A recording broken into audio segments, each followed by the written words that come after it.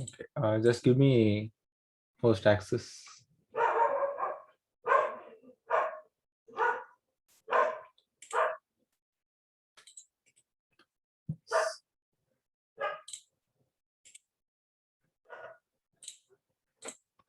Hello everyone. Hope everyone is doing well. So we have 5 people today.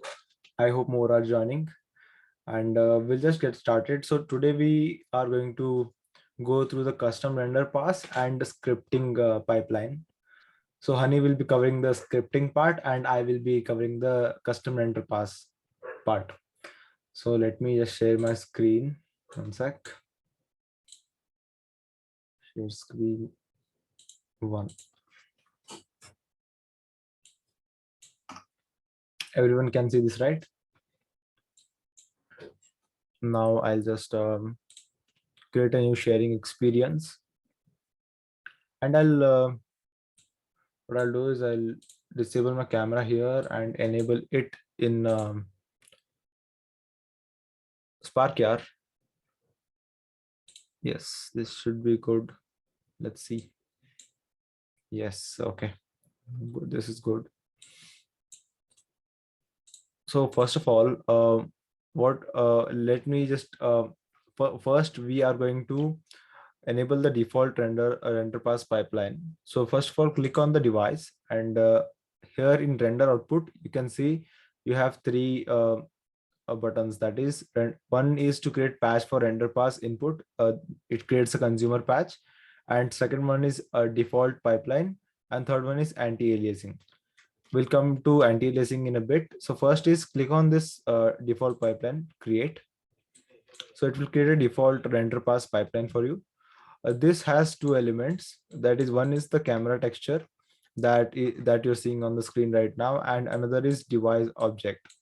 So since camera is under the device object, so we'll get whatever is in the device object, it will be shown here. So if I remove this, it is completely blank, and here you have the default color. So you can change this color and it will look something like this. But instead of this color, we want our camera texture to be visible, so we can directly connect this here. Similarly, you can also add segmentation.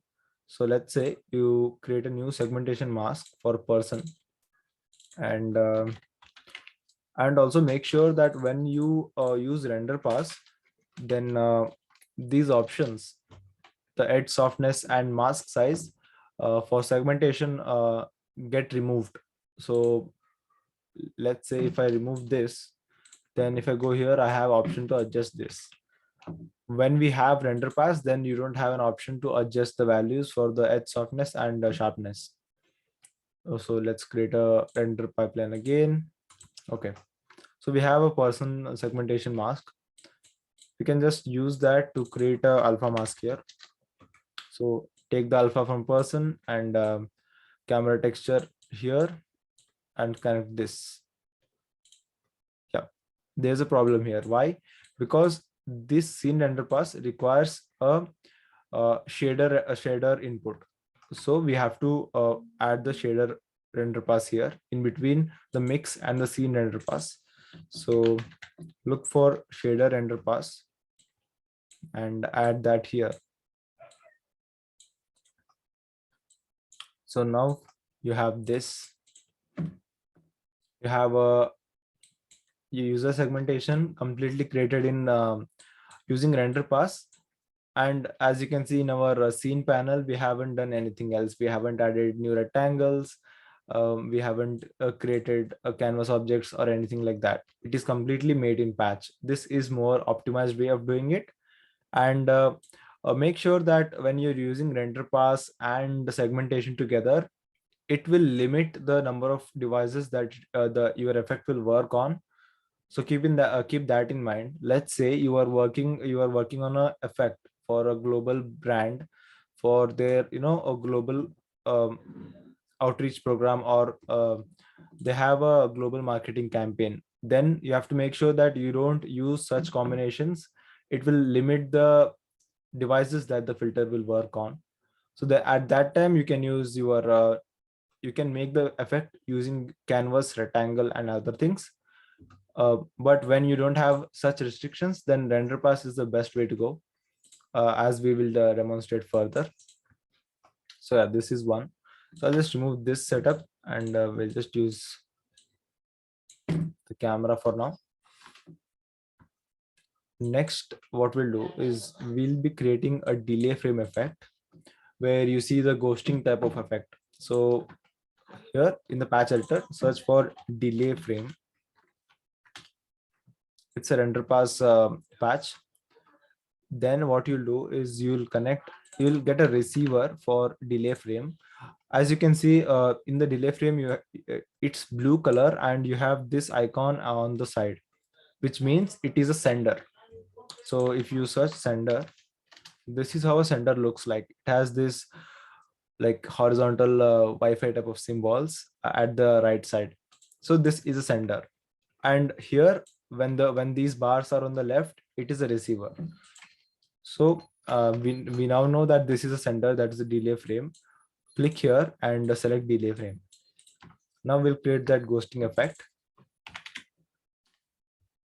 Use a mix patch, and then we also need to have a shader render pass. Yes. We'll connect the shader render pass directly to device and to the render pass here. Connect delay frame. Okay, we'll connect delay frame here, and this one here we'll come to alpha values later. For now, we'll keep it as 1. Then connect this here. Nothing's happening, so we have to connect this one also. Let's see by yes. Yeah, as you can see, when we manipulate the alpha values, it is creating a sort of delay effect, like a ghosting sort of thing. The higher the value is, the lower the ghosting effect. So let's say it's 0.9. It's less, you cannot see it much. If it's 0.5, it's there, but it is not as strong as when it was in 0.1. So you can make this sort of effect. And if you want to create a photo booth kind of effect, you use the same technique. Here we will manipulate the alpha values. So let's say we'll use a screen tap, and we'll use a switch. So whenever we go from on and off, okay, wait, I'll make this one for now. Yeah, whenever we go from on and off, the Boolean values, they change from 0 to 1. They switch between 0 and 1. So what we can do is we can use this switch as input here, and okay, it's directly the default state is directly setting it to 0, I guess. So we'll use a not patch to so that it sets the default state to 1. So when you go to simulate touch and click here, as you can see in our render pass, our frame has frozen. So this is how you create the photo booth kind of effect. Here, similarly, what you can do is, as we had done earlier, you can use a person alpha mask and camera texture and use a shader render pass here. And also, the more render passes you use, the more computation, like the more resources it takes. So keep that in mind. So if you use a lot of render passes, then what it will do is it will, if the phone does not have enough CPU power, then the filter will lag on that phone. So right now, if I click here, the frame is getting like my picture is getting frozen. And what to do when we want to only freeze our image, that is the segmentation, and keep the background intact. So then we can use something called as concept of layers. So what we'll do is, instead of using the device as a whole, we'll use different layers. So let's see how that is done. So right now, let me make something here. Rectangle, fill width, and give it a material.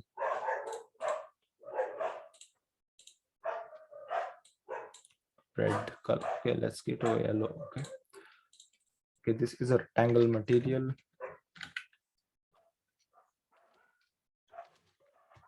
Okay, so we have this, and we'll remove the device for now. What we'll do is we'll use this canvas. We'll rename this to layer one. This has the rectangle, and instead of this, we'll remove this and keep it as a background for everything. We'll use layer 2 for our user segmentation. Create new canvas 2.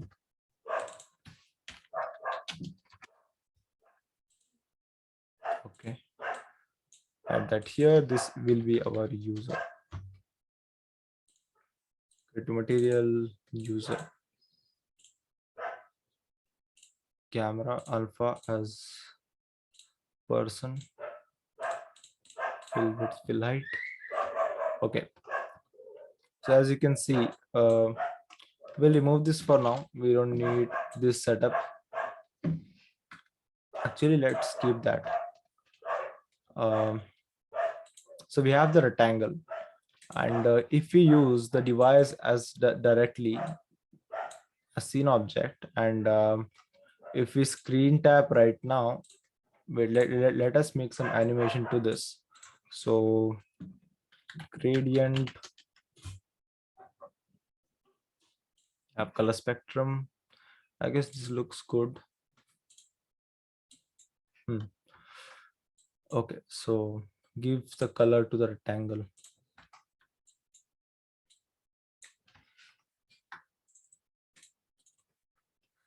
Loop animation.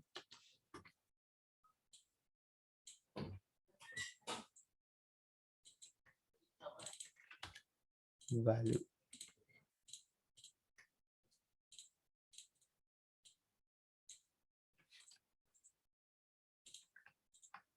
Okay, so we have to, let's remove this. Let's connect the screen size here. So we have got this progress. Okay.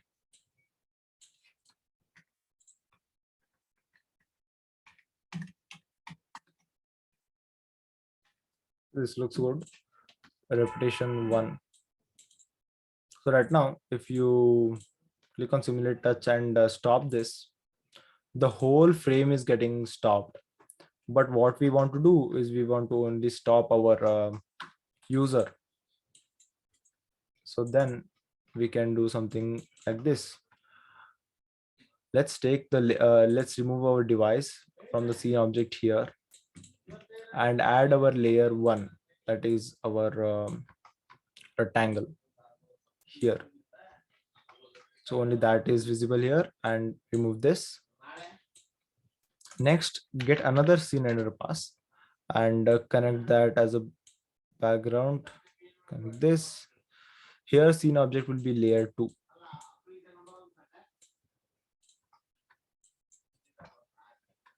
One sec. Okay.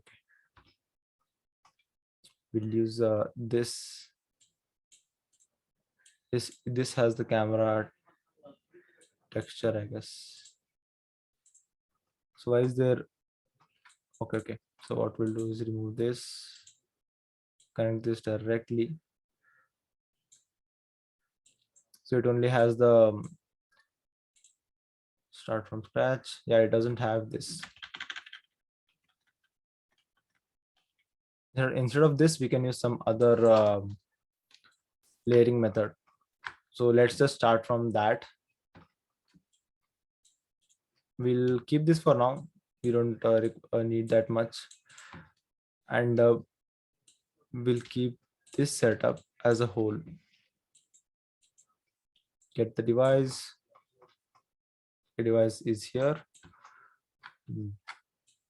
connected to device. So only our camera texture is being visible right now. So first what we want to do is we want to show our user. Let's see if we can show it directly from here. Only the user. Yeah, we can, but it has two elements to it, the user and the background. So we have to just remove this. So it will give us only the user. So we got this, and next we'll use another scene underpass for our layer one. Okay, one sec. Connect this here, and this here. So yeah, here you can see first we have our user, then we are getting our rectangle on top. We want the opposite to happen. So connect layer one here and layer two here. So yeah, this is what we get. And now we have to pause our user. So that we can do right now. What we can do is add a delay frame, like exactly like we did before. The first frame would be the frame from this side. Layer 2 doesn't connect directly. What it says is we need a shader underpass. This is an experimental thing that I just thought of when we started this class. As you know, define provided input unknown. Okay, cool. So I guess we can, like, I'll just open that file. I had did one effect for a while ago regarding the same setup.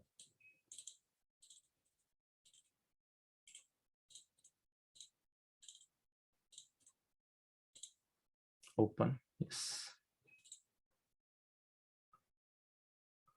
We had created the ghosting effect and the photo booth. So let's see what we can do next.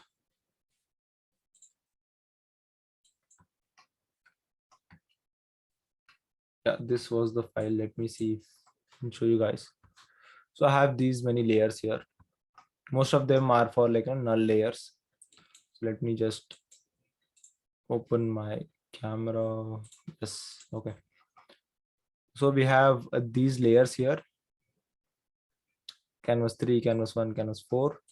And if you tap on this, it starts on record. So I might have changed this. Okay, yes, screen tap. Yeah, there's some music here. I'll just disable the speakers. Yes.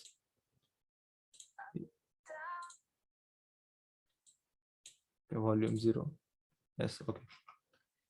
What it does is it creates this sort of effect where you have this glowing text, and only the user is frozen. So how we are achieving that is we are sending the delay frame into the mix, and on the top we are sending our person segmentation mask along with our camera texture. So we this is a more complex setup. We can do that easily here. Person segmentation, smooth step alpha. Like we don't need this one exactly. This is just for sharpening. We'll just use mix, and we have already have the person. Let's add that here. We need the alpha. We have camera texture.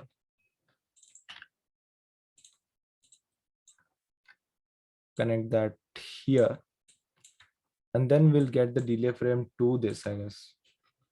Yeah, we have to use a receiver type of patch. I'm making a simpler version of that here. So let's see, we'll get the alpha. Yeah, alpha is more of a line there. So we'll use some other alpha here, the one that we used earlier. Switch and connect. Oh, we need to have a knot in between. Yeah, send it to the first frame, and okay, we have to send it to a shader interface actually.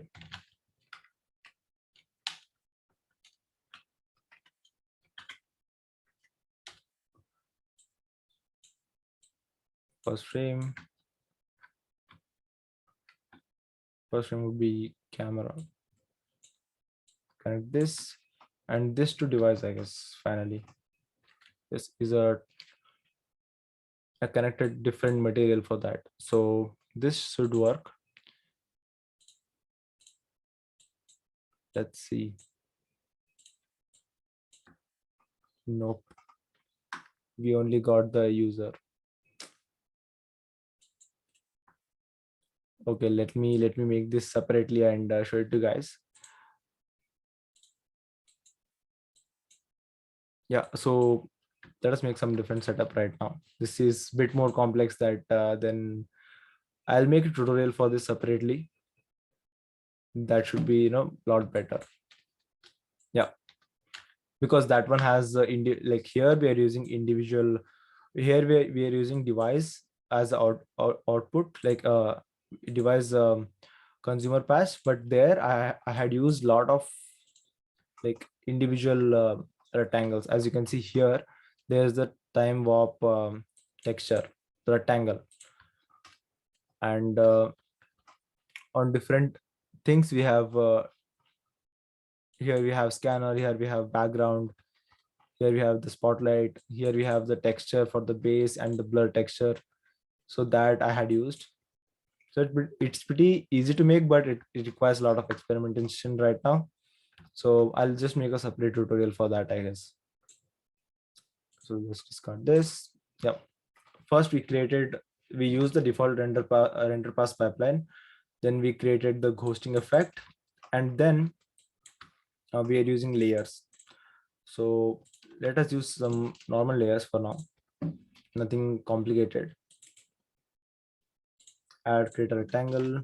This can be 300 by 300 and center it. Give it a color red.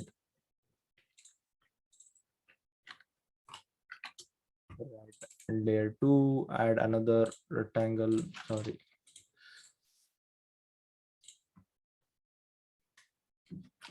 This will be 250 by 250. Center it.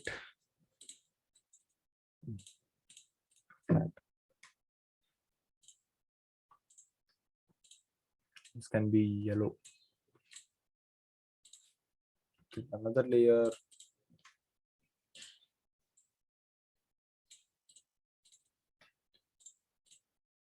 This can be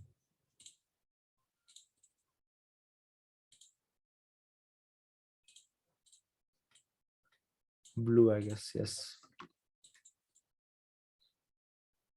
Yeah.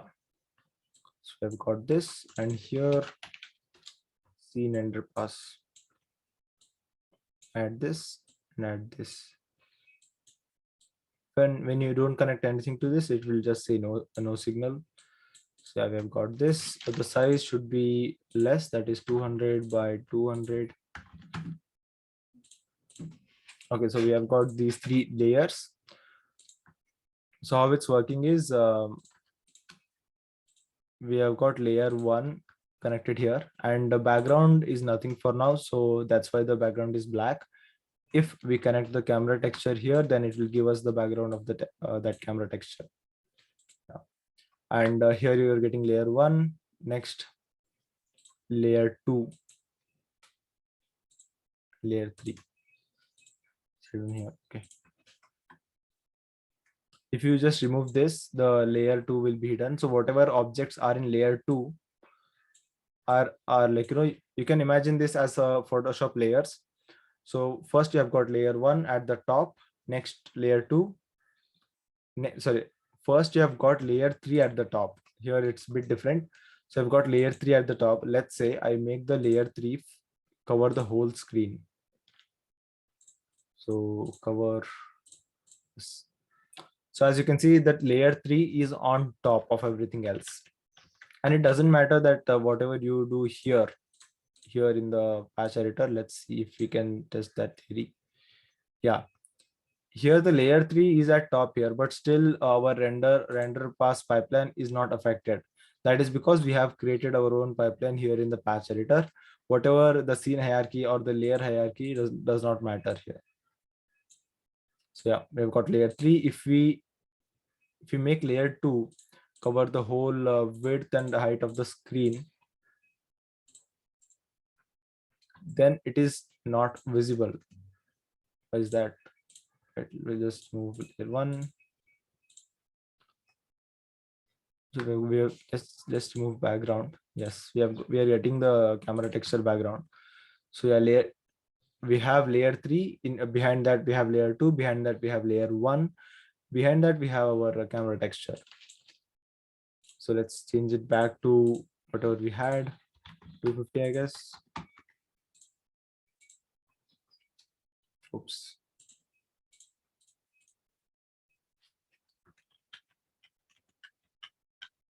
Yeah, 250. Nice.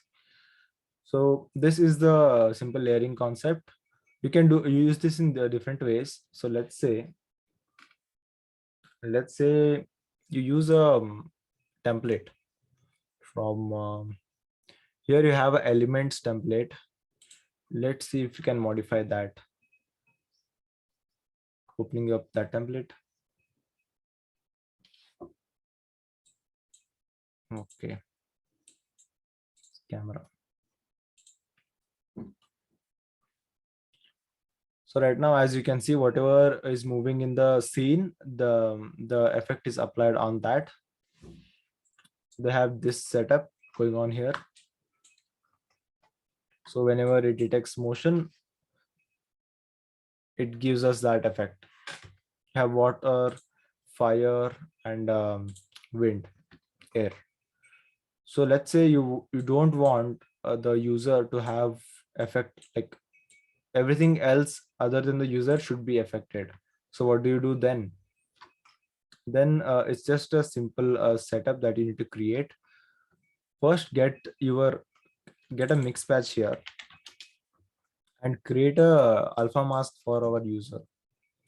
So create segmentation person. So this is a person, and then we connect the person segmentation mask to the alpha of this. Let's just remove this anti-aliasing mask for now. We'll just keep it directly here, and we also need to have a shader render pass input here at the top, so that you can get from this texture, that is the camera texture and device. Connect this to this. Yeah, now we should be able to directly connect this to this. Let's see. Yeah, we have got only this, and connect the output here. So whatever other than the user is getting affected. Let's open our dancing demo video to show this further.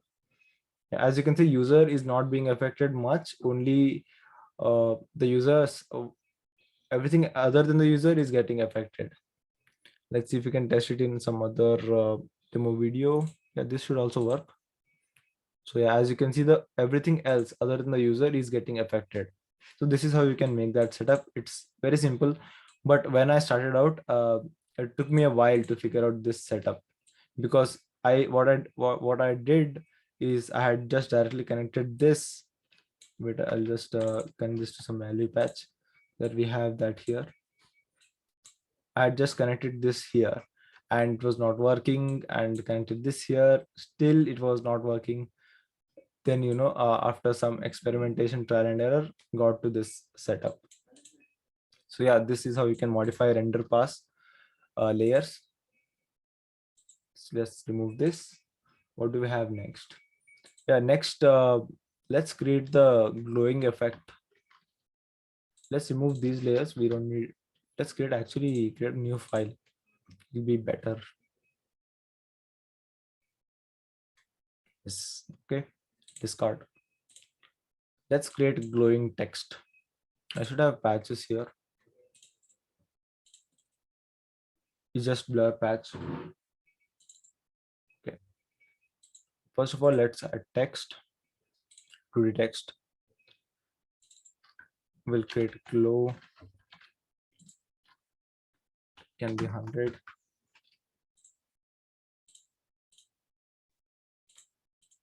Okay.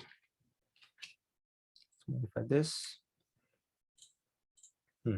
So this is the text that we want to add the glowing effect to. You need a couple of things for this. First of all, you need a render path setup. So let's create default render pipeline, and this is the canvas we have, which has text. So let's name this to text and use that object here. Yeah. So right now, you need to have the blur patch. So go to the AR library and search for blur.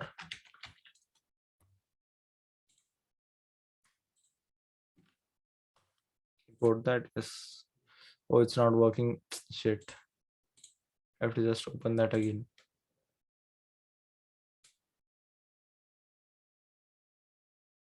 Let's see if AR library works now. Blur. Import. Yes. Create 2D stack. This is our text, and drag that text here. We have scene underpass, connect scene underpass to this, and this is what output we are getting. Let's change our text, glow, and change the color, size 100 seems good.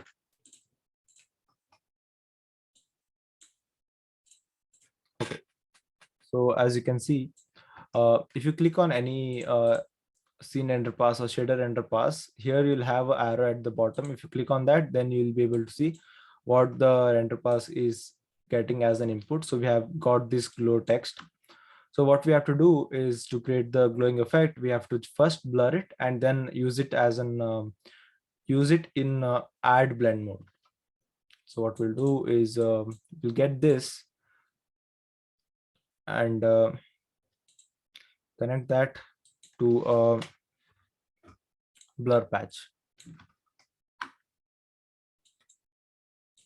We'll use a shader. Actually, we can directly connect that here. Blur patch, blur 1, and then we can use shader underpass and change it to 0.1, 0.1. So as you can see, the text is getting blurred a bit. You want to blur it further. We can just add more blur patches here. But again, using a lot of blur patches will take a lot of resources to load also. So keep that in mind. So let's just work with this and see how it is getting created. Now you have the device scene render pass, connect camera texture,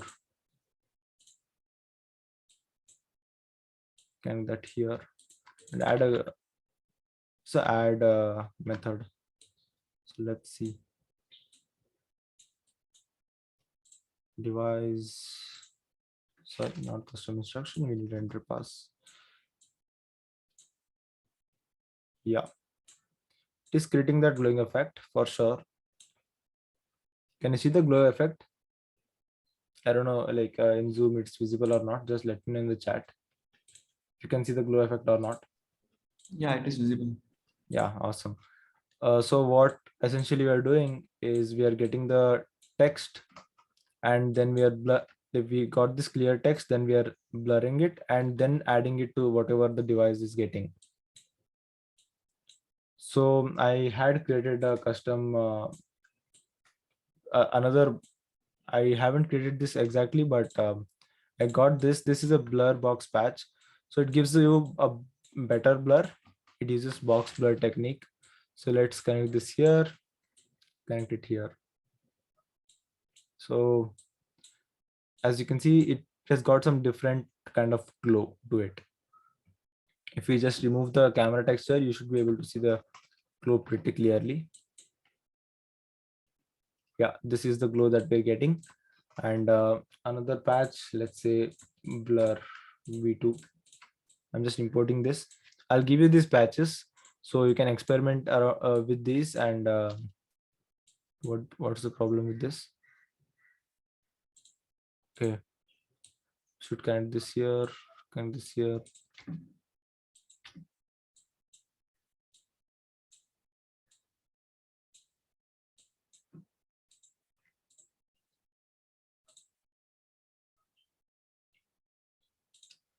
The group of contains error. Okay.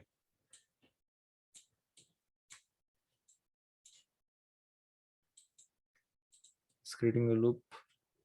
So this patch, I guess, has some errors. So let's not use this. This is a render pass glow effect, which is used for objects. So let's break that down. It's using the same setup, by the way.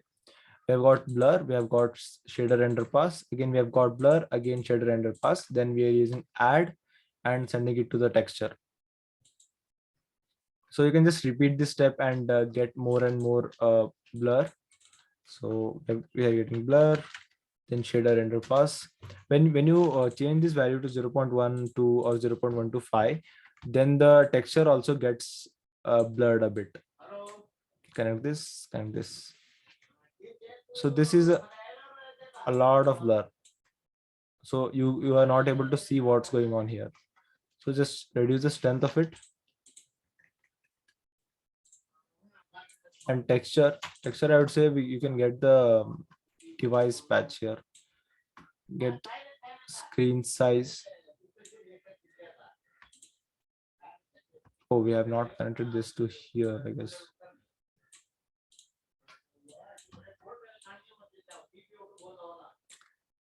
Yeah, we have got this, but it isn't great right now as it is getting the whole size. Remove this. 512. It isn't looking great actually. So let's not use this blur patch. Usually what I do is use this one only, the one that I showed earlier. Connect blur, amount 1. Send this to shader. Oops. Where did the device go to? Can see an object. Connect the camera. Yes, we are getting glow. You can just use multiple patches here and make a better effect, I guess. Use blur again and make it 1 and use another shader render pass. So to make it better, yeah, let's make it 0.1 and 0.1. The glow effect is improving a bit, but as you can see, it's giving this pixelated effect right now because we are using this box blur. So we can only use this. So it's a bit of experimentation as well. I did a project earlier. I'm not able to find that. There I had used a lot of glow. So let's see if I can get that. But you got the basic technique, right? How to create a glowing effect. Shader and this. Okay, this looks much better. Yeah, only use one blur patch and one shader render pass. The effect looks much better. You can use more, but experiment with what looks better. And yeah, yes, my camera died. Yes, connected. So guys, you got how to create a glowing effect. This is not just for text. You can apply this for any texture that you have. If you even have a line, that then you can make a glowing line using this technique. What you have to do is you have to just send it to a scene render pass and get the output from that, blur it, send it to a shader render pass, and add it to the previous layer of that, or the background, whatever is available. There are a lot of techniques for creating a glowing effect. This is the one I use the most. I just use a patch for it, that is the render pass glow effect. But if you want to create it from scratch, this is how you do it. Yeah. What did I have next? Yeah, render pass glow effect. That's it. Guys, you got this right. First one is creating a ghosting kind of effect. Second one is creating a photo booth kind of effect, where you click on it and it will click a picture of you. And the third one is creating glowing effect. And we also learned the concept of layers. Let's see and go back to the meeting. Stop share.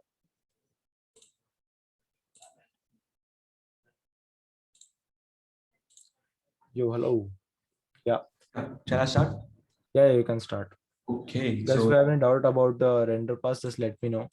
I'll just make it and show it to you right now.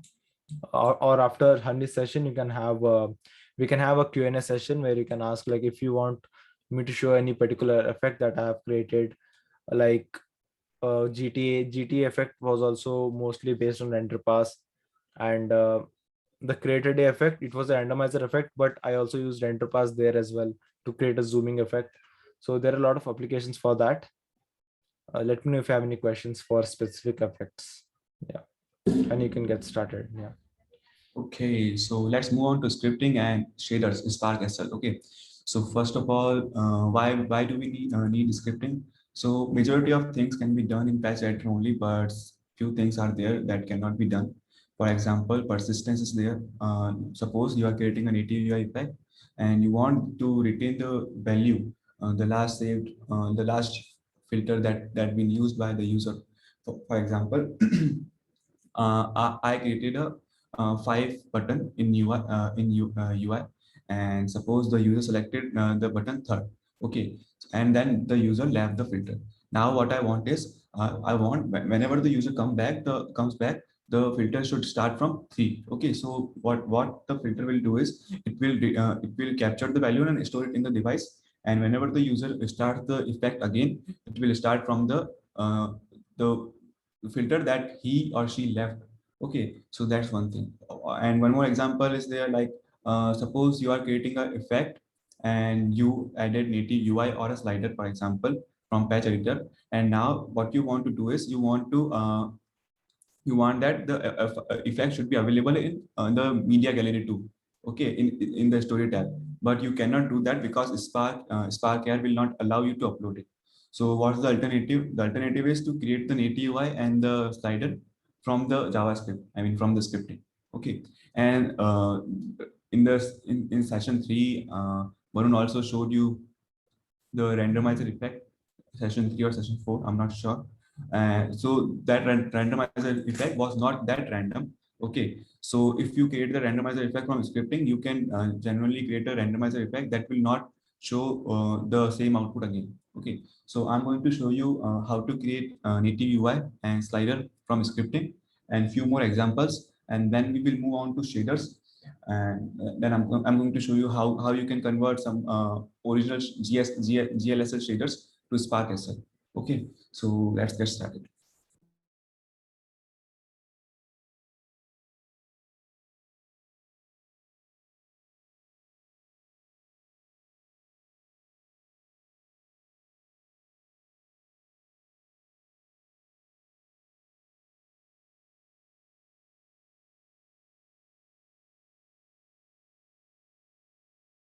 Varun, give me the rights, sharing rights.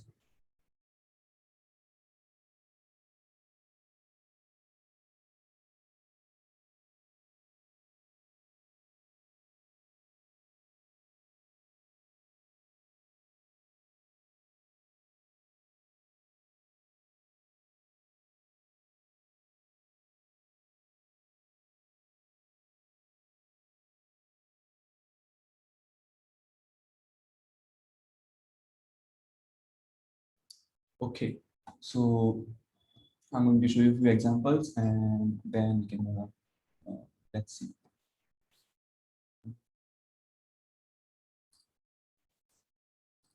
So here we have picker, native UI picker. Show you what can you do with the scripting.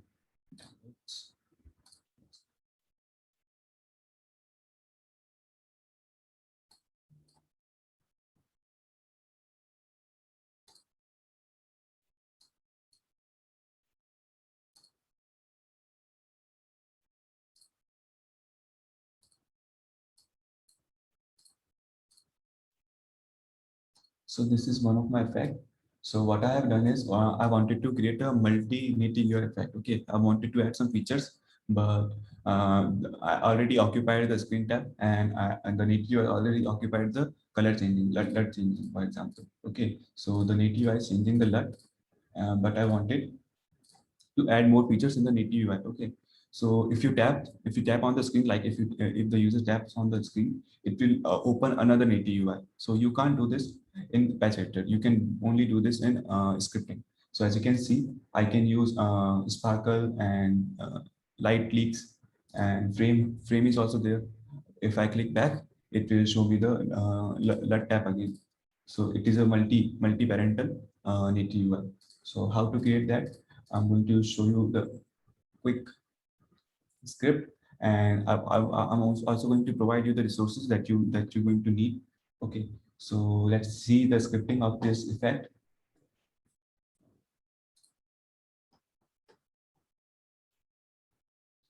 So here's our scripting, and here's the scripting. It will look a little bit complex if you are not familiar with the coding, but it is very simple. This is the I have modified it a little bit. I'm going to show you the original version of it. So let's close this. Uh,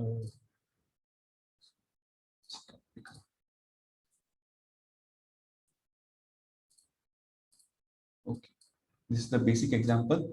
If you click on it, it will open, like if you see here, if I click on second tab, it is opening another second layer. If I click on third, it is opening another 3 layers. Okay, so this script is created by Luke Hurd. He shared the resources in the on GitHub. So I will gather. I have gathered all the resources, so I'm going to share it on the drive with you guys, so you can check and use it on your own and modify it if you want. So in scripting, we have constant and we have variables. Okay, so we have loaded the modules here. As you can see, we are using native UI, and so we loaded the native UI here, and we are using texture because we need textures for the button. Okay, this scripting is very commented very well. So you can see here, it is commented very well. You can see the instructions. Okay, so we have loaded the native UI. Before you do that, you have to manually load the native UI from the edit properties. So go to edit properties, general, capabilities, and then click on add native UI and enable picker. Okay, and if you are using slider, then you have to enable the slider also. Yeah. And then moving on. So we are using the new API, latest API, and now what we are telling the script to find the textures. Okay, so as you can see, textures find first 1, 2, and 3. If you see, we have textures 1, 2, and 3, and make sure these textures are set to none in the compression mode. Okay, so let's move on. We have again have the constants here, button 1, 2, and 3. So as you can see, we are using for button 0, 1, 2. So 0, 1, and 2. Okay, then image texture button 1. So button 1 is connected to result 1, and result 1 is connected to texture 1. Okay, so button 1 is this. Okay, the button 1 is this. Now selected index is 0 because we want the native UI to start from 0. Okay, then consider second, the second layer here, the second layer, as you can see here. Again, we did the same thing. We connected image texture to button 2. button 2 is result 1, and result 1 is the texture second, and texture second is this button. Okay. So, and again, in the constant third, the third picker, the selected index is 2 because it will start from second. This one, second one will start from 1 because in JavaScript, the value start from 0 to 1. Okay, it's not from 1, it's start from 0, 1, 10, 3, 1, 2, and 3. Okay. And then we have again create the native UI picker in the script. Constant picker is equal to native UI. We are loading the library here. Configure is done. We want to show the picker, so we are setting this to visible, and then we are telling the script to monitor the picker to change the value on subscribe. Like if the user clicks on it, the value should change. Okay, so as you can see, we are setting monitor subscribe function. The documentation is pretty clear here. If the user selects the first button, it will load the first picker. If the user selects the second button, it will load the second picker, and so on. And we are using this switch. There are if else, and then there is switch. So we are using case 1. If the value is 0, picker 1 will load. If the case is 2, picker second will load. If the case is 3, picker 3 will load. Okay, and that's pretty much it. You can you have the base. You can load your own modules here. You can load on your own elements here to create the native UI. I'm going to show you a few more examples. Close this, and I'm using Sublime text editor. It's very cool. It simplifies the script. It has the highlighter, so it's easier for you to code. Let's move on. Open. So I'm going to upload all these into the resources on the drive, so you can use this. Let's see the patch editor one.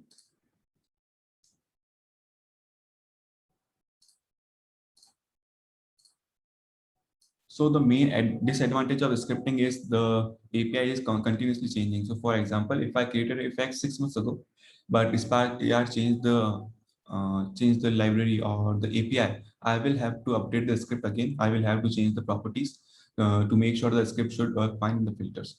But if you use if you are using patch, you don't have to do that because Spark AR will change that automatically. So you need to keep that in mind to check and keep updated about the new APIs, so you can update your filter on time. So we have another script here. What this script is doing, taking the value from user and sending it to the patch editor. Okay, so before what we are doing was we were taking the value from user and doing everything in the script only, but we are now bridging patch editor and the scripting. So how to do that? So we have a rectangle here, and if I click on second, it will change and it will also enable the animation. Okay, it is changing the color and also enabling the animation. So we have bridged the script and the patch editor. So if you see the script, it's almost same. The documentation is pretty clear. We have done everything same, and either we have used materials. Okay, so we have loaded the modules. The modules are just same as adding capabilities in the components in the properties. Okay, so we are doing the same. We are adding capabilities in the script. So I'm going to use materials in this. So I'm loading materials. Of course, I'm using native as I'm going to load that, and I'm using textures for buttons. So I'm going to load that. Okay. Then also we are, as I mentioned earlier, we are bridging script to the patch editor. So I'm going to use patch. Okay. So here is written load the post patch module so that we can connect it to the patch editor. Okay. So we have used promise and we are loading the textures first. Find first 1, 2, and 3. We have first, 2, and 3. These are set to none in the compression. Then we have materials. We have loaded the materials. Material find first, red, green, and blue.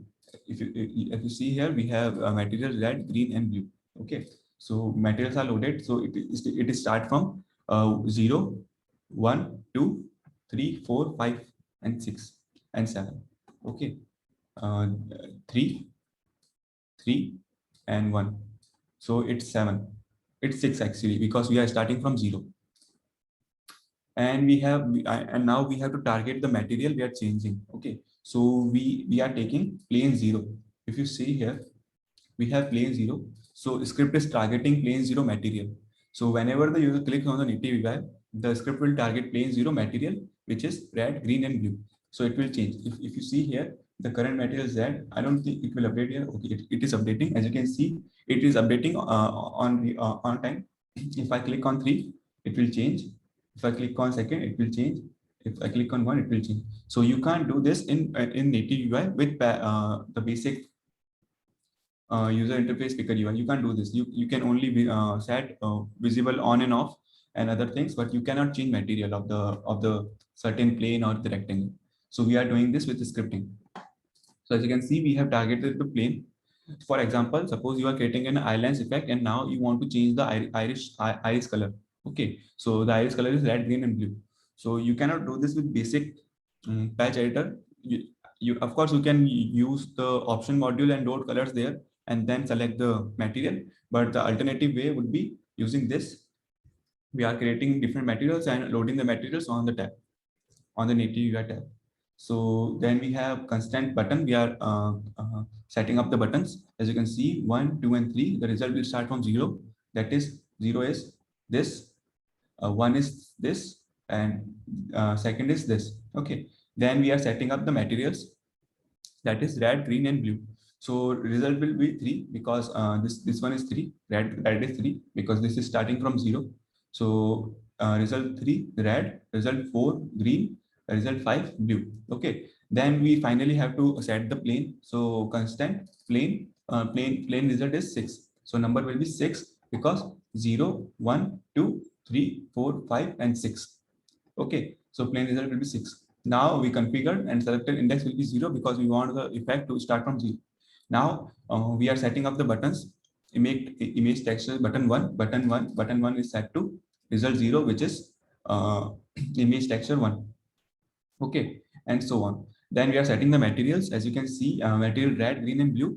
So green is red is result 3, and result 3 is find first red. Okay, so and it will go on. Again, we are creating the native UI picker, constant picker, native UI picker, loading the configuration. We want to show the native UI, so we are setting it to true. Then selecting index, the script is monitoring this tab on the native UI. And then we are selecting plane material, like plane is this. We have already assigned this, we already assigned it here, plane. Okay, so we are selecting plane and then material we assigned here. As you can see, material 1, 2, and 3. And then configuration mat value new dot material. So whenever the user clicks, the plane material will change according to this. So it will change to red, green, and blue. And then we have passed the selected index value to the patch editor. As you can see here, we have used the patch module here. Input set scalar set index value dot new. So this is the value that is going to be load here, is also going to be load here, and this script will send that value to the patch editor. So how to bridge patch editor and script? See, if you can see here, I have used selected index. I can change it to suppose sending value. So it is a class name. You can set it to whatever you want, but you need to make sure that it you add the same thing in the script also. So as you can see here in the scripting, how to create script, click on add accept and script JavaScript. Okay, so we have successfully loaded the script here. And then if you see here, we have from script and to script. So it is self-explanatory, like from script, we are taking something from the script. Okay, so we have set the class to set selecting index. But if I change it as now, I have changed it to sending value. So I will change this class to sending value, and the type is number. There are same types as the value, boolean, number, pulse, text, vector 2, 3, and 4. Depends on what you are sending to the value, you will change it. Currently it is set to set scalar, which means number. So we are taking the number from script, and the number class is sending value. So let's change it back to selected index and change it to selected index as well. Okay, so that's done. And now what you have to do is, if you see here, The material is changing, but it is not animating anymore because I changed the class. So how to create this patch here? Delete this. Simply click on create, produce a patch, create, and it will create a patch in the patch editor. See, we have successfully created a patch in the patch editor. Now let's monitor the value. So we have a value patch here, and now if I click on a second, see the value changes to 1 because the value starts from 0. So this is second, and if I click on 1, it will set to 0. If I click on second, it will set to 1. If I click on third, it's set to 0. The value is coming from script to the patch editor now. Okay, so we can do plenty things with this because we now have the value from patch editor to from script to patch editor. So now let's connect this to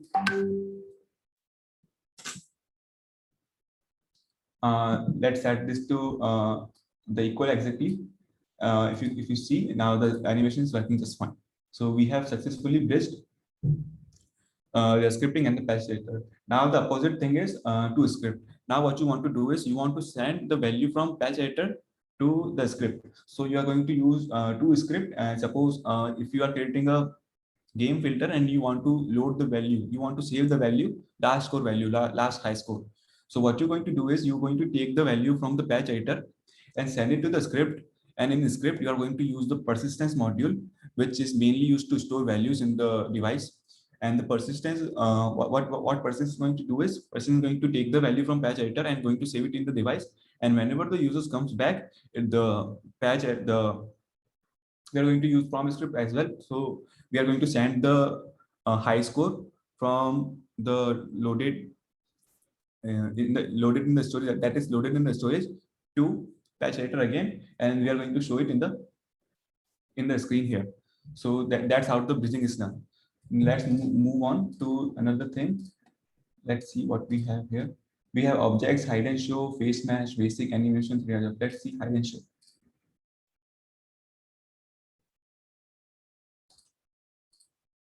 So this resource really helps if you are not familiar with coding, and as you're starting from the basics, this model will really help you to understand the native UI and the scripting in the Spark AI. And you can take this, modify it. It is going to be a lot of trial and error process to get it right because you are starting it first time. I'm going to share a documentation with you so you can learn it from there and apply that in the Spark AI. Okay, so we have scripting here. What it's doing is, see, it is taking the value from the patch editor to the script. Previously, what we are doing was we are taking the value from script to patch. Now we are doing just opposite. We are taking the value from patch to script. So let's see the patch editor here. Okay, so camera back active. Okay, so what we are doing here is whenever the camera is set to back. Okay, whenever the camera is set to back, it is going to activate this patch here, and this patch is going to send the value to script. And let's see the script here. So it's pretty basic script. We are loading the modules. We have textures here. Again, we have set the buttons here. Configuration selected into 0, same thing as before. This is the same thing as well. This is an empty native configuration that will load when the camera flips to back. So now what we want to do is we want to trigger something when the camera flips to back. And how do we know how we are going to know that when the camera is switched to back? We are using bridging. We are using bridging of patch editor and the scripting. So whenever the user switch back the camera patch here will send the pulse to the back camera active. What we have created from the script. We are now sending value from the patch editor to the script. So this will send value in the form of 0 or 1 to the script, and then we can set a certain trigger. For example, I want to load a certain color tone from script. Okay, so what I'm going to do is whenever the camera is set to back and the value is 1, I'm going to set a color tone. If it is 0, I'm going to disable the color tone. Okay, that is a pretty basic example here. What we are doing is, as you can see here, we have used get boolean here.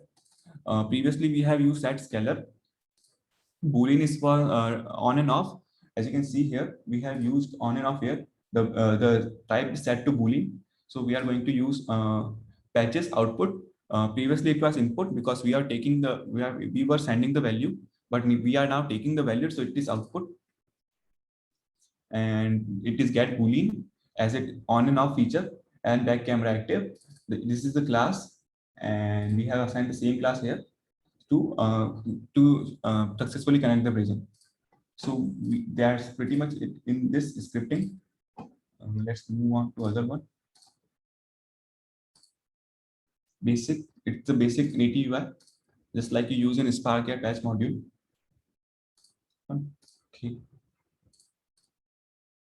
So as you can see, we have nothing here. We have created the native UI only from scripting. 1, 2, and 3. So it is pretty much changing the materials. And if I enable existing media, it is going to show me the capabilities, native UI control. Okay, we can't use it. So it is the basic scripting of native UI. I'm going to show you the script. We have loaded the modules again, textures, assign the textures, and then we have set the constant button 1, 2, and 3, red, green, and blue, and plain, and assign the items and the materials here. The selected index is 0. Setting up the native picker UI, loading our configurations. Picker UI set to visible, and we are monitoring the value. Plain material configuration map. Whenever user clicks on the native UI, it will change the value and load another material. So as you can see here, plain.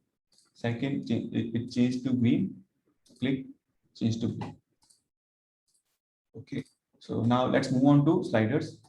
Other things are almost same, but in different different type. So I'm going to upload this on the drive, and you can take a look and modify it if you want. Let's move on to slider.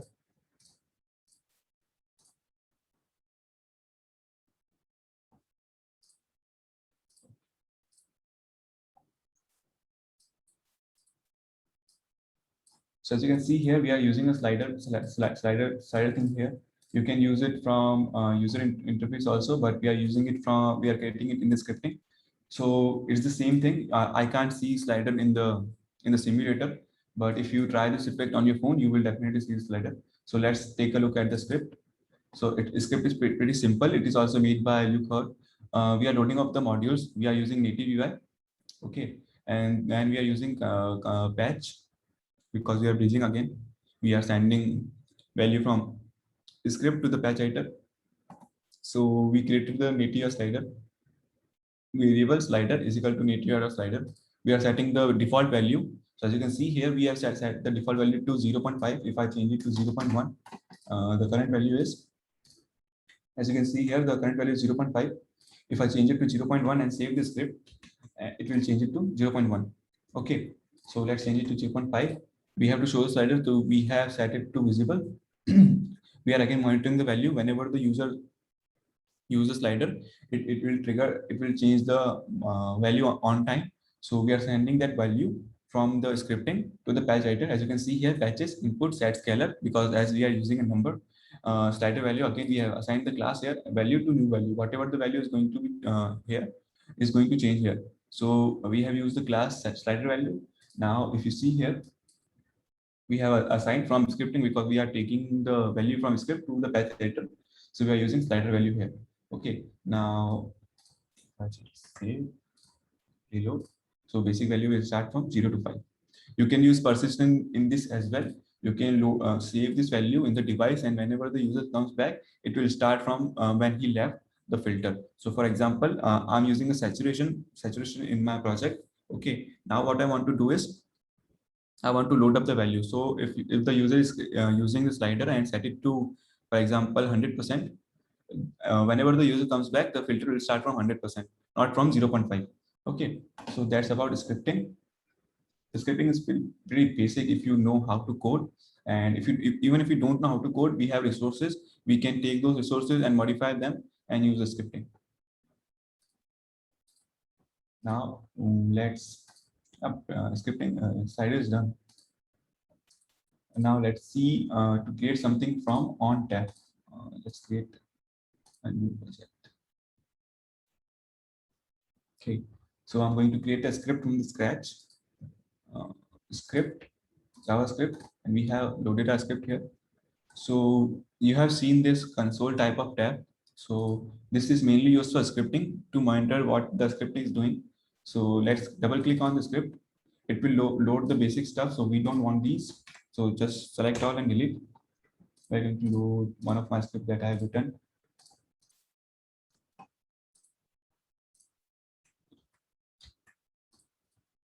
So I wrote this script.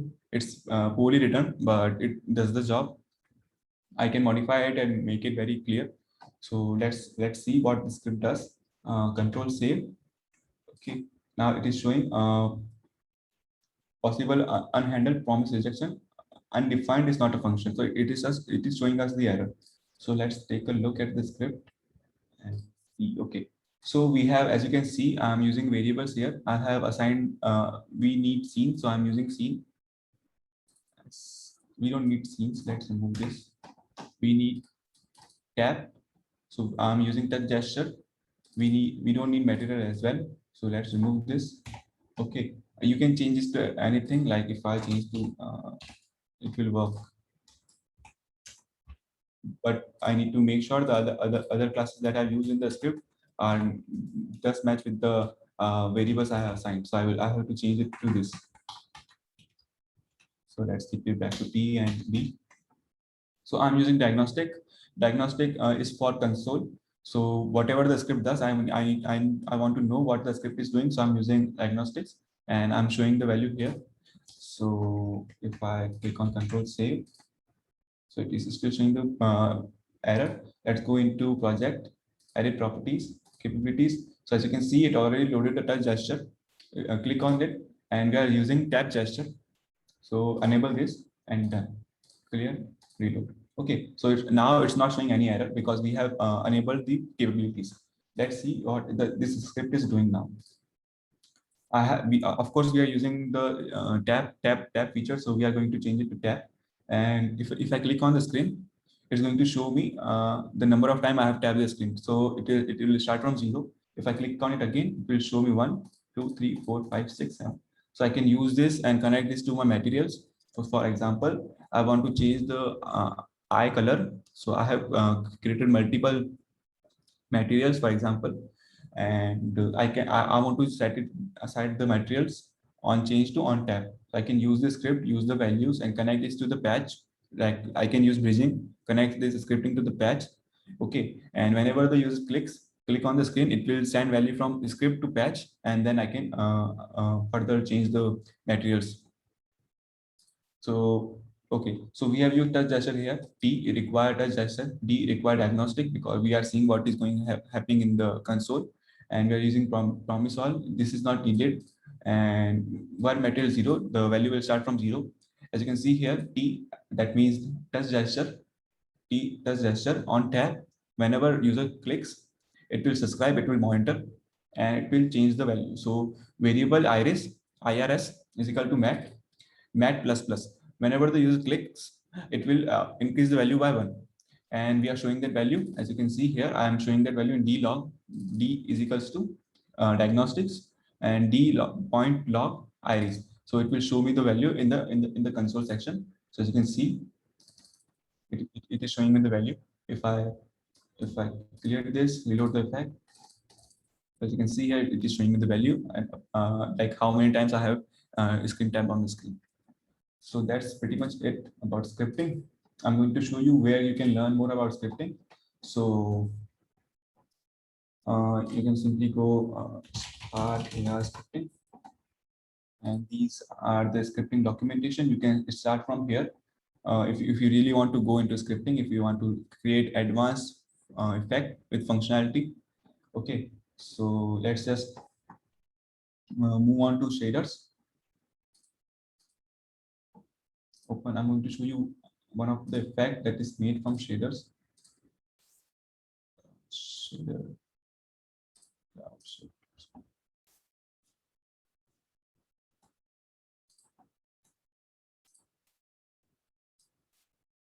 So you are seeing clouds here, right? This effect is made from script only. No texture has been used here, only apart from camera texture. This is pure shaders. And how we have created this, we have used render pass as well. As you can see here, shader render pass, and we have created a custom patch, and we have taken the values from the patch editor. So this is kind of also a bridging type of effect. We are taking something from patch editor to apply that on the scripting. Okay, so this thing, the shader thing, Spark SL, is very unexplored domain. So not many people uh, not many resources are available there. But I can show you few tips and tricks to convert a shader that you can found on internet to into a Spark SL shader. So if I, as you can see here, I have created a shader here. If I click on it, double click on it, it will load the code. So I have not written this code. This code is from Shader Toy. This is one of the website that provides amazing shaders. So as you can see, um, these clouds are from here. The code is here. But if you simply took this code and paste it in the Spark, it will not work, as we need to change it to we need to change it to Spark SL shader type of code. So what we are going to do is we are going to copy the script, paste it in the shader here. Like if I like remove this and paste it here. I'm going to show you the references that are needed to change the script from simple shader to Spark SL. So if you see here, most of the code is pretty much same. Okay, but few values, for example, the shader require few values. So if you see here, we need resolution X, resolution Y, we need time. Okay, so we need time because we need to change the speed of the clouds. Okay, and yeah, so let's see in the scripting. Most of the code is pretty much same. Okay, so we are here now. So if you look here, we have changed see, we have eye resolution here, X and Y.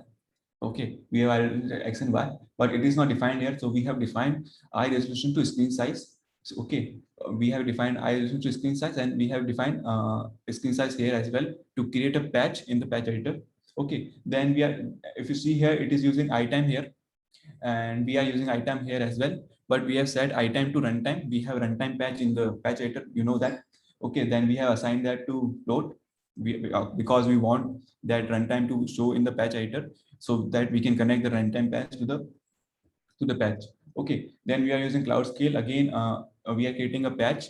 If you see on cloud scale, if we have created a variable here, okay, then we are assigning it to here. So whatever value we are going to put here, it's going to reflect here. Okay, so if I click on Spark here, as you can see, it automatically created the patches in the patch editor. We have runtime, and we have connected runtime to runtime patch here. Then we have screen size. We are taking the screen size from device, screen size and screen scale. We are dividing it to create a screen size, and then we are using cloud scale. So cloud scale is we can change it manually. Like if I set it to 2, it will change the cloud effect. If I set it to 10, it will change the scale. Like the sky, we can zoom or zoom out in the sky. Okay, let's see, set it to 1. So it is looking very nice. You can get creative with it. You can use blend mode to change it to blend it to the effect. It depends on your creativity. Okay, so let's I have changed few values also. If you see here, okay, we are using void main image, but here I have to change it to vector4 main. So this is the main class that is going to be changed in every shader that you are going to recreate from shader to Spark SL. So you can learn more about this in Spark SL documentation that is available on SparkCare website. I'm going to share the link as well. And yeah, so that's pretty much it. And lastly, we are changing the value here. So let me go to there. So as you can see here, we have used frac color vector4, but we are not going to use that here. We are going to use return vec4, and the rest of the code is pretty much same. Okay, I'm going to show you one more effect that I have created from shader to Spark SL. Start, open.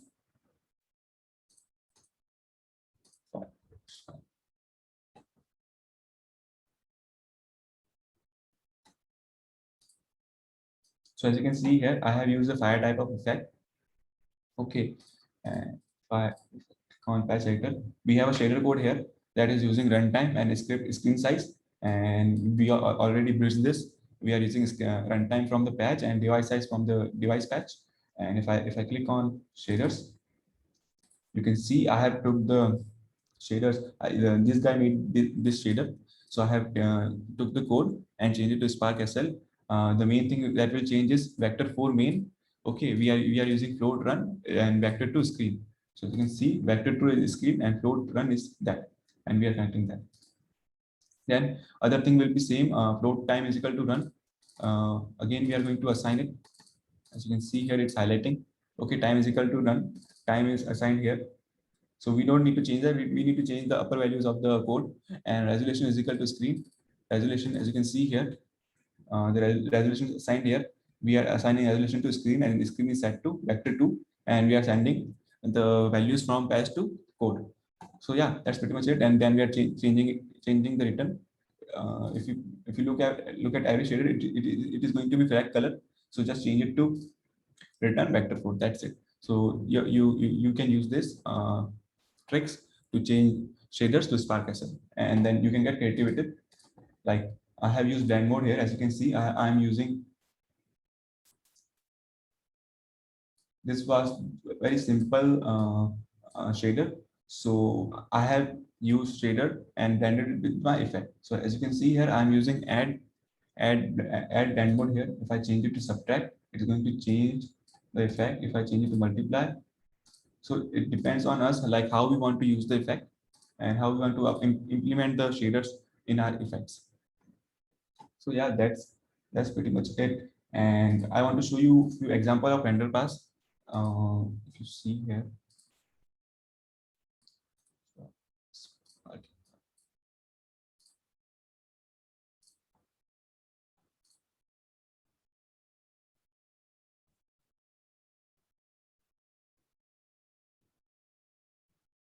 Okay, I have made this effect. It is the patch idle pretty messy, but what I want to show you guys is, suppose you are creating an effect and you have textures in the effect and you are using a LUT.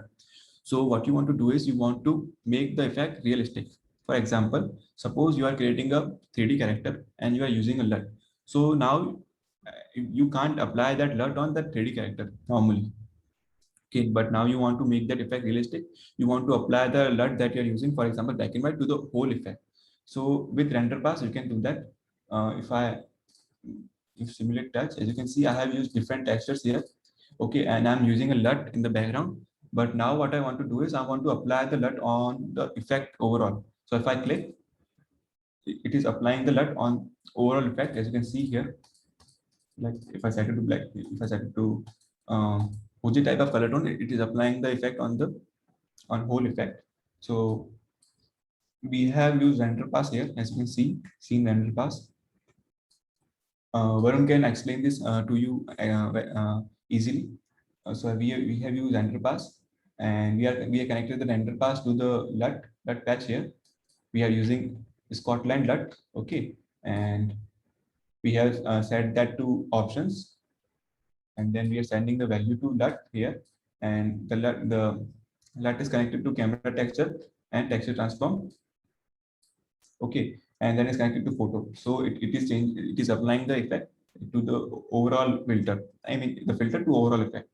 So yeah, you can use underpass and get creative with it. You can create amazing effects. For example, currently we have retouching on our face wall only, okay, but suppose you want to get retouching on your whole body, like on hands or on neck. You can use underpass and create a smoothing effect on skin with underpass. So yeah.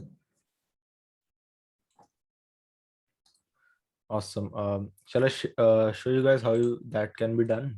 Yeah, sure. Them. Yeah. Sec.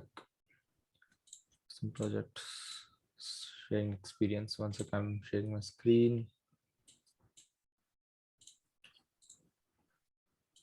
Yeah. So let us get a patch from the. Let us get a color LUT from the ER library. Yeah, this looks good. Let's add this. We have this, and you can just click on. Now we'll add some 3D object that needs to have the, okay, we'll add classes. Let's see if we have got some good classes here. Let's add this one. So right now, array, it's asking me to log in again. Okay. Yeah. Downloading.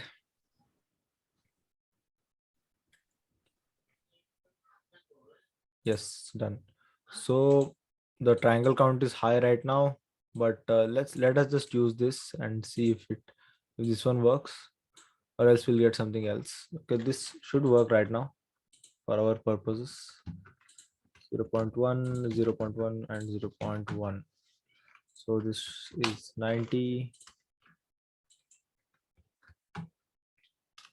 So minus 90. Okay. Let's adjust its size. Add a null object.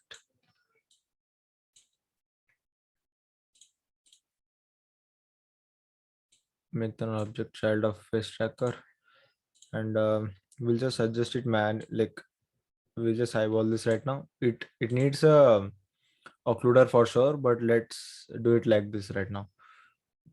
So we have this, and if we apply our LUT, let's say if we add a new rectangle and create new material, then we'll get the fast color LUT.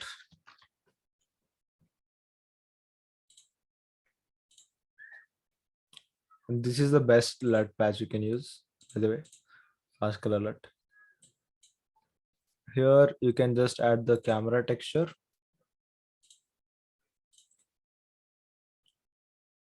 I'll tell you what's the problem with this is. It needs a different LUT, I guess. Use some other LUT right now. I'll just get some other LUT.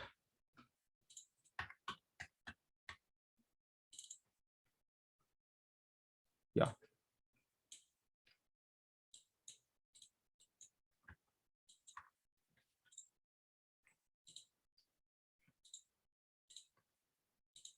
Yeah, we'll use this. Connect it and connect it to the material.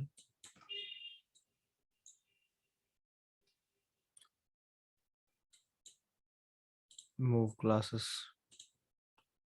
So if you watch it closely, it is not applied to the glasses. It is only applied to the background that is there. So here what you can do is, it's very simple. Just create a default render pass pipeline. Here whatever the output you're getting,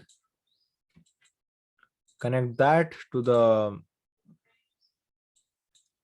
input of the color LUT.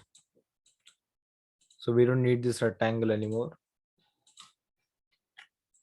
Connect this here and connect this here. So right now it's applying the effect on whole glasses, and the whatever is in the device object, it is applying the effect on all of the objects. So I don't know if the effect is clearly visible. Load something else, bro, in 3D object, like a car or something. Yeah. Or use black and white LUT. Yeah, we'll use a black and white LUT. That will be better. So let me search a black and white LUT. I don't think I have one ready. Use a exist color patch instead of color tones. A fast color LUT. Yeah, that we can do. Just I don't have a black and white color ready. So what we'll do is we'll use a adjust color shader and apply this. We'll use some other 3D object other than the glasses. So let's see. We'll import a cube or a heart. Diamond looks good. Diamond. throw it here, make it physically based, metallic, roughness, color red, yellow look. Okay, and now we'll connect this here, and saturation 0. Yes, if you had done this with just a rectangle, then only the user would have been black and white. Right now we have the control over the whole effect. Our diamond is also turning into a black and white, and we can also adjust the contrast, brightness of the whole thing, the whole effect. So like this you can make a photo editing effect, I'd say, by using a slider or a picker here. What you can do is connect a slider to this value, let's say slider UI, and connect it to the brightness, and you can use the persistent patch technique. Like you can create the native UI and slider in the scripting and connect those here, like Henny mentioned a while back. Then you can create a photo editing effect, effect filter. Yeah, and they can adjust the contrast. I think you have a filter like this, right? Yeah, I have. You can check it on my profile. I will share the link. Yeah, so you can create that. And saturation, you might have seen this type of full saturation filters, right? It's very easy to create that with adjust color shader, or else you can also use a LUT. You can use the invert here also. Like you have got all of these options. And also hue, you can animate the hue to get some trippy effects. Yeah, this is why render pass is like used most of the times. Here you can see, like, you don't separately have to do anything. You just have to connect a adjust color shader or a LUT patch between whatever the output is, and whatever the input that we have, the consumer patch, device patch. I had done the similar thing with the filter that I created recently, I guess a month or two ago. I had created a filter for creator day. I don't know if you have saw that or not. Then there I had used a render pass to make a zoom effect. Let's show you guys how that was done. Okay, creator day. Let's remove this. Yeah, this was the patch. And yeah, here let me, guess it doesn't have tab right now. Not sure.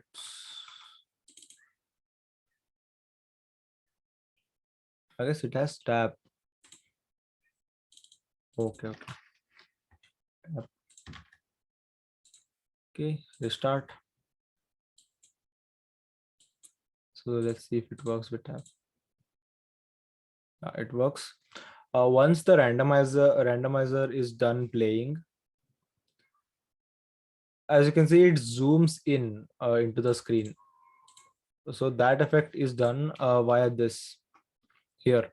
We are getting the whole whatever is in the device, and I'm using a texture transform to transform it from, like, I'm using the animation patch, animation transition and a 2D transform pack to animate its translation and scale, so that it appears that it's zooming. If we only animate the scale, see what happens. Let's see what happens. Okay, play. Hmm.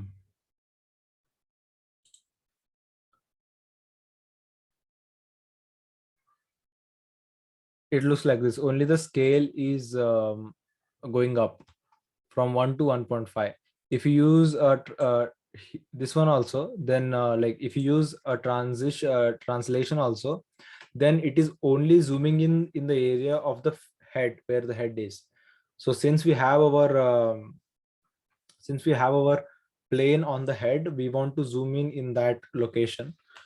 If you would do this without using the render pass, it would be too difficult to do actually, And too complex actually. and too complex. Let's say let me make it like here one thing. Let's say you have a plane on your head. Loading here. add a plane, add a face tracker. Yeah, and let's move that plane a bit up to a material, red. So if you want to zoom in into that particular location, what do you do now? Now you'd have to create a rectangle and then create a material for that. Give it a camera texture, that material. I'm just doing it fast right now, and we'll disable depth test. Which material will select? So it's want it to be go to, yeah, disable depth test. Now it's good. And now if you want to zoom in, you select this. Okay, and if you use a 2D transform for this directly, texture transform, you're getting the camera texture.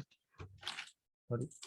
We are getting the texture transform pack.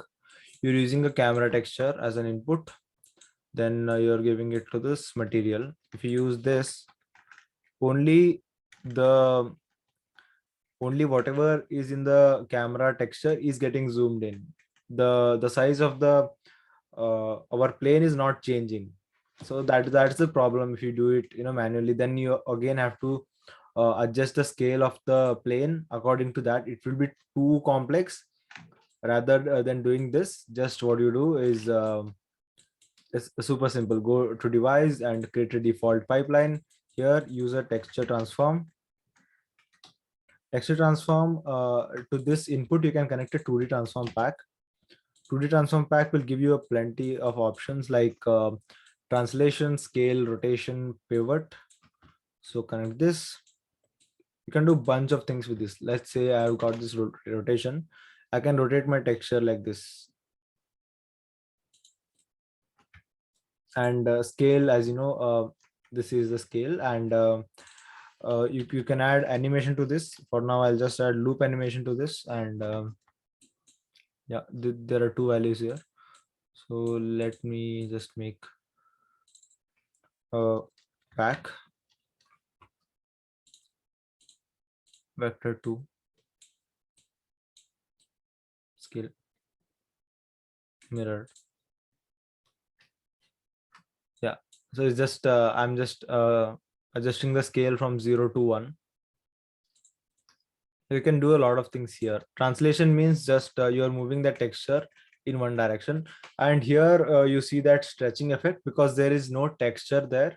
So whatever the device has, the camera has, it just stretches whatever it has, the last one. And yeah, you can animate this value and make something like this stretching effect using a 2D transform pack. Yeah, that I guess that's pretty much it. Do you guys have any doubts in Enterpass? I want to share my screen. Can you? Yeah, sure. Okay, 1 second. I guess I can give the whole access. Stop screen share. Try right now. Yeah, it's working. Okay. Yeah, So yeah. what I wanted to show is like suppose you want to create a fire effect. Okay. So this is made from GLSL shaders. Okay. So now what you want to do is you want to take this effect. Either you can do this from textures. Either you can do this from textures, but it will take up the storage of the filter. Like we have 4 MBs only, and we want to make the file very realistic. So you can use this website GLSL Sandbox. Okay, you can click on show code. It will show you the code, entire code, and you just have to change the element that I told you earlier. Like you will change here. You will change instead of speed, we are going to use time, runtime. Okay, either we have eye resolution here. So instead of eye resolution, we are going to use screen resolution and connect that to device screen size. And here we are going to change from we are going to change this main image to return, and that's it. You have we here instead of rack color we are going to use return, and remove this is equal to, and that's it. You have the fire effect in your Spark AI. So yeah, I'm going to share this website with you, GLSS Sandbox and Shader Toy. These websites have pretty awesome shaders that you can use in your effects. And yeah, that's pretty much it. If you have any questions, please ask. And also, if you have any specific effects, do reach out to us. Mhm. Like if we are available at that time, we'll definitely help. Yeah, absolutely. Yeah, because most of what we do is based on experimentation. Yeah, that's Because how we learn, because back then we didn't have many resources. yeah, Currently, you have YouTube and we have plenty of resources there. But back then we didn't have resources. We have to do everything from trial and error. yeah. Once you figure out the patch setup, you can make an asset out of it and use it multiple times. Yeah. So you need to get your basics clear. Then you can move on to creating advanced things. We have covered in this entire journey. We have covered everything from basic to intermediate level. Not in that depth, but if you want to, if you want to pursue a career in Spark AR or in AR VR industry, you can go in depth by using GitHub or YouTube and Yeah, thinking about in Spark documentation. yeah. They have also released these 3 new courses recently for beginners, and if you complete these 3 courses, it will take you from a complete beginner to an intermediate or advanced level AR creator. They have covered scripting. They have covered like it's very short, like 1 hour or 2 hour tutorials. But if you do that with this, whatever we're telling you right now, I think you should be pretty good, like pretty good equipped to make any effect that you want. Yeah. And whenever we are also working on any new effect, we try a lot of things and then we land on a particular result, as Yeah, I was doing at the start. Yeah. for example, Spark recently released body tracking. So we don't know how body tracking works. So we are going to do a lot of experimentation, trial and error to get Yeah, the right. Yeah. yeah, that is how it works. And as far as creating viral effects go, like Honey is the best expert here. He has 10 billion impressions, but what you want to essentially do is see what the people want, what people want, browse through a lot of reels. But I know watching a lot of reels messes up the uh, But yeah. so see, the thing is, you don't need to make complex effect to get viral. You can create a Yeah, basic thing. Like for example, one guy created 2020 prediction and he went viral. He got even verified on Instagram and got 100K followers. So it depends on your creativity, how creative you can get. And even the basic filter is basic. You can get viral and get a lot of exposure. yeah, exactly. Even if it's something like randomizers go viral a lot. Yeah, 100%. Yeah. And for something complex to go viral, it takes a lot of experiments, I guess. And if you add a lot of functionality into your filter, most of people are going to use it because they think the filter is kind of complex. And yeah, so keep your filter basic. Do not try to complicate it. If you are creating it for basic audience, like if you are creating it for advanced audience, that then it's fine. But if you are creating for mass audience, keep it basic to get more engagement and exposure. Yeah. And yeah, the I guess I talked about this earlier also. The framework that will help you think about this is a TID, that is trigger, interaction, and delight. So you have a trigger, that is screen tap, screen record, or blink. It might be anything. Once the user does that trigger, the effect is activated, and once the effect is activated, the effect does some interaction. Maybe it may be animation or color changing or something like that, or a sound.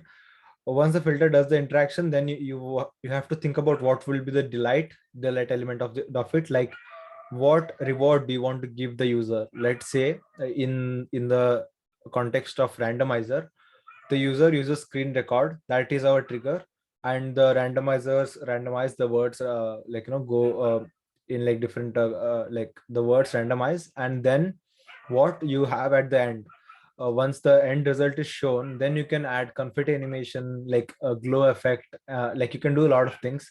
So that will help you make like this technique I use to make a lot of brand effects for brands. Let's say this the created a effect, it has the same element. You have a trigger, you have a interaction, that is randomizer, and then you have a delight, that is the confetti and the zooming in. Rewarding type of effect. Yeah. Yeah, reward. You give a reward to the user for using the effect, then they will use it a lot more. X. Yeah, that's pretty much it. If you guys have any questions, we are here. Or else if you get any questions later, just DM us on WhatsApp. You have the WhatsApp number, or you can just message on the group. That will also be, Or yeah, on Instagram, you know our handle. yeah, yeah, or on Instagram. That's also cool. Cool. Yeah, let's wrap up the session. Let's wrap up. Um, see, cool guys. See you sometime. Yeah. Yeah. I don't know when will be our next session. If we are conducting advanced session or not. Let's see. Hey, Yeah. see you guys. Bye. See you guys. Bye bye.